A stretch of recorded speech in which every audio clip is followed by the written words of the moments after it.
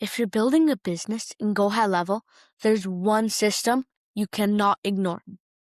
What's up, everyone? Welcome back to my channel. GHL Kid here, and today I'm going to be teaching you all about calendars. Before we jump in, let's talk about what calendars really are. If you're using GoHighLevel, one of the first things you'll probably want to set up is a calendar. A calendar lets your customers book appointments with you online without having to call, email, or wait for a reply. They simply pick an available time, enter their information, and GoHighLevel takes care of the rest. In today's video, I'll show you exactly how to create a calendar in GoHighLevel from scratch. We'll go through every important settings, explaining what each one does, and I'll share some cool tips and tricks on which options I will recommend and why. By the end of this tutorial, you'll have a fully working calendar that you can share and use with your customers. So let's jump right into it. First of all, you would want to log into your GoHighLevel sub-account. Then go to Settings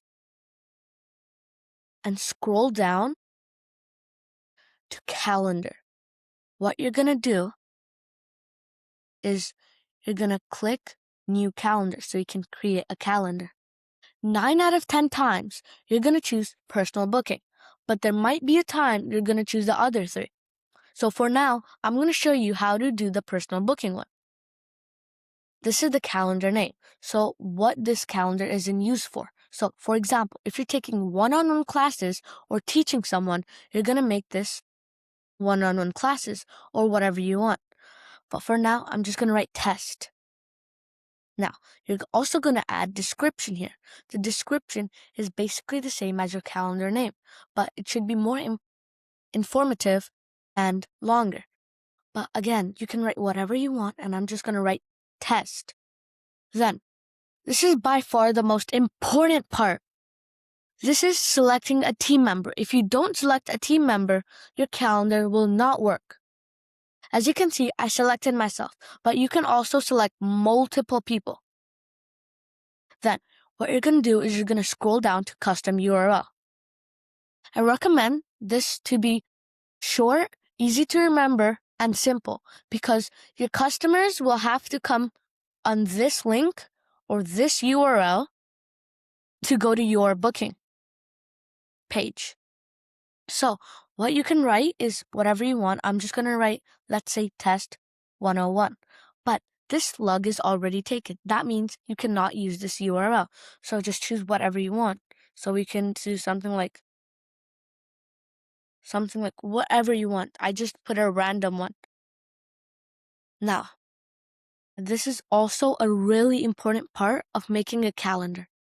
This is the meeting durations. So, for example, if I had a meeting at, let's say, 4:30 and it ended at 5:30, what's the time I want between another meeting starting? So that would be 30 minutes, or you can select as many hours you want. So the max is 12. If you go to any higher than 12, like 13, it will not work. So let's just say 1. But you do what you want. It's your calendar. Then we're going to do confirm. And we're going to click close. Then you're going to go to edit. So just click the edit button right here. Then you're going to upload a calendar logo. Now, this is optional, but if you want, you can. Some people love to upload their logo whenever they can, and some people don't. So you can upload it from your system, or you can choose from your media storage. Now, again, this is your calendar name, your description, and your custom URL. Now, the group is basically the name of your calendar, so let's just skip it for now. And this is the meeting invite title. So what the meeting's title should be. So, example, you're doing one-on-one classes. So you can do is one-on-one. And for example, if you are teaching math, let's just write one-on-one math. And then this is meeting color. By far my favorite option. You can choose whatever you want. You can choose red, you can choose something like pink, orange, yellow, whatever you want. Maybe you want to choose something that goes with your brand, so If your brand logo is maybe blue and yellow, you could choose blue or maybe yellow, the main color of your brand. So I love to choose blue because blue is my favorite color. Then what you're gonna do, you're gonna go to staff and location right here. And you're gonna do meeting location. So you can do custom, Zoom, Google Meet, phone. You can do the full address. So that means if the meeting is in real life, one-on-one in person, you can do maybe the full address is maybe at your office or maybe your house or whatever you want. And that's how you do the meeting location. So you can just add it. So if I want to do it in Zoom, I could just write Zoom right here. Then you're going to do add location. You can keep on adding locations, whatever locations you're available on. But if you're not available on, there will be an option in the calendar, but we'll say the person is not available here. Then again, you're going to go down to availability right here. Then again, you're going to go to booking rules right here. And this is, again, the meeting interval, 30 minutes, the gap between the meetings. This is the minimum scheduling notice. This is when the person will tell you, I want to have a meeting with you, and they should at least tell you how many days before. So 1 day, 2 day, 5 days, whatever you want. So let's just do 2 days for now, because that's what I love the most. This is the pre-buffer time. This is how much you should go earlier before the meeting starts. So maybe I just put this 10 minutes. This is post-buffer. We can put this 5 minutes. Now, this is the date range.